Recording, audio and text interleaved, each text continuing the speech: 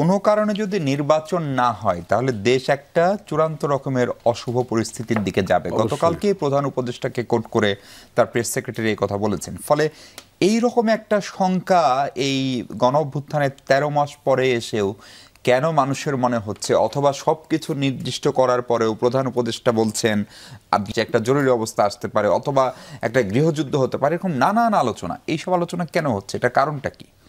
দেখেন, প্রথমে বলি যে শঙ্কা অবশ্যই থাকবে। এই যে আমরা চারজনে বসে এখানে টকশো করছি, আমরা কি শেষ পর্যন্ত শান্তিপূর্ণভাবে টকশো করতে পারবো? এর শঙ্কা থাকতে পারে। আমরা যদিও পারবো, কিন্তু শঙ্কা একদিন করতেই পারে, তাই না? আর আমাকে একটু সময় দেন। গুজবের কথা বলছেন, গুজব ছাড়া পৃথিবীতে কখনো কোনো ভালো কিছু আবিষ্কার, ভালো কিছু উদ্ভাবনী, নিউ আইডিয়া হয়নি। গুজব থাকতেই হবে।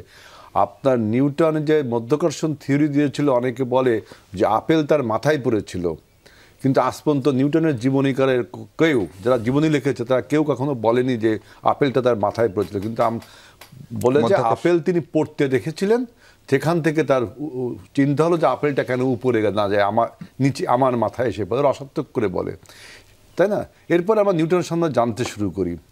আপনার ওই ফ্রান্সের বিপ্লবের সময় বলছিল যে ষোড়শ লুইয়ের যে রানী বলছিল যে আমাদের দেশের লোকরা রুটি খেতে পারছে না, উনি নাকি বলেছেন কেক খাক, রুটি খেতে পারে না, আছে না? কিন্তু দেখা যাচ্ছে যখন রুশো তার ওই কনফেশনস মানে বইটাই এটা লিখছে যে এই কথা, দেখা যাচ্ছে তখন ওই রাজার বউ অর্থাৎ রানীর বয়স ছিল 8 বছর, অর্থাৎ তিনি তা বলেননি, কিন্তু এই গুজব রটেছিল।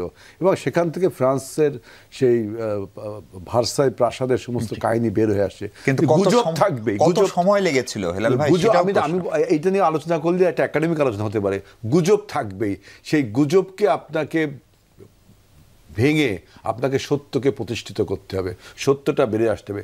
আমরা বলছি শঙ্কাটা কেন এখন?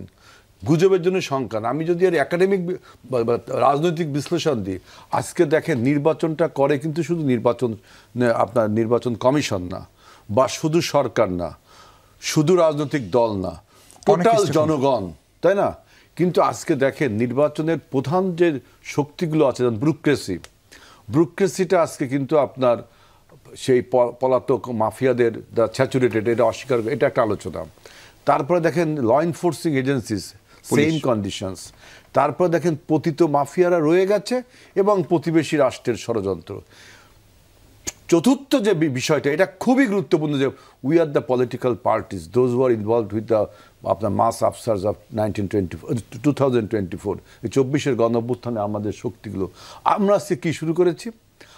আমরা আজকে এমন বয়ান তৈরি শুরু করেছি, আমি বলবো যে এই ইনএক্সপেরিয়েন্স থেকে, যেমন আমি বলছি যে এখানে আপনার উন্নাসিকতা দেখাচ্ছে না। বিএনপি 4 বার রাষ্ট্র পরিচালনা করেছে, এবং আমি প্রথমেই বলেছি যে বাংলাদেশ ভালো থাকলে বিএনপি ভালো থাকে, কারণ বাংলাদেশের যে কোনো ক্রান্তি লাগবে, আপনি ইতিহাস বিচার করে দেখবেন বিএনপি কিন্তু এগিয়ে এসেছে।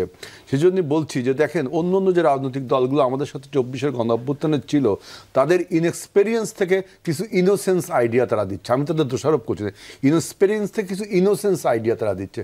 যেমন বলল যে গণপরিষদ, আপনি বলেন পলিটিক্যাল গ্রামারে একটা নতুন দেশ না হলে একটা নতুন সংবিধান রচনা করার প্রয়োজন হয়।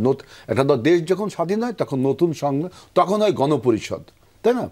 এখন গণপরিষদের আকার কখনো মানে কম্পোজিশনটা শুধু রাজনৈতিক দলের নেতৃবৃন্দের মধ্যে থাকে তাও না, এখানে অন্য স্টেক হোল্ডারও যেমন সাংবাদিকদের থাকতে পারে, মিডিয়া থাকতে পারে, অন্য লোকও থাকতে পারে, এইভাবে একটা গণপরিষদ হয়। আমরা তো নতুন সংবিধান রচনা করছি না, অর্থাৎ গণপরিষদ। আবার গণভোট, দেখেন গণভোট আপনার জুলাই সনদে অনেকগুলো ইস্যুস, 84 ইস্যুস, এতগুলো ইস্যুস নিয়ে কিন্তু গণভোট হয় একটা ইস্যু নিয়ে, তাই না? তাদের ইনএক্সপিরিয়েন্স থেকে ইনোসেন্স হিসেবে আইডিয়া দিচ্ছে। সেজন্য এবং এই সমস্ত আইডিয়া দেওয়ার ফলে আবার বলছে কি আমরা নির্বাচনে যাব না, কোনো সময় বলছে নির্বাচন করতে দেব না, কোনো সময় বলছে এই যেমন বলছেন যে জুলাই সনদ। আরে ভাই, সবচেয়ে বড় সনদ হলো আগামী যদি আমরা এখন যে সমস্ত স্কলার মতামত দিচ্ছি, ইভেন ঐক্যমত কমিশন থেকেও যে সমস্ত কথাবার্তা বলা হচ্ছে, সবগুলোকে আমরা ধারণ করি। সেই কথাগুলোকে জাতীয় পার্লামেন্টে বসে আমরা যদি না মানি, বা জনগণের বিরুদ্ধে কথা বলি, তাহলে আমাদের বিরুদ্ধে তো আবারও আরেকটা সংকট। এই জন্য আমি বলছি, দেখেন আজকে যদি আপনারা এই অবস্থা সৃষ্টি করেন, তাহলে মনে রাখবেন এই যে টিউনিশিয়ার কথা মনে রাখবেন, মিশরের কথা মনে রাখবেন, শ্রীলঙ্কার প্রথম 2 বছরের কথা মনে রাখবেন। উদাহরণ। সুতরাং এইগুলো মনে রেখে কথা বলতে, আমরা দেশের পক্ষে বলছি, আমরা সবাইকে নিয়ে একটা নির্বাচন অনুষ্ঠান।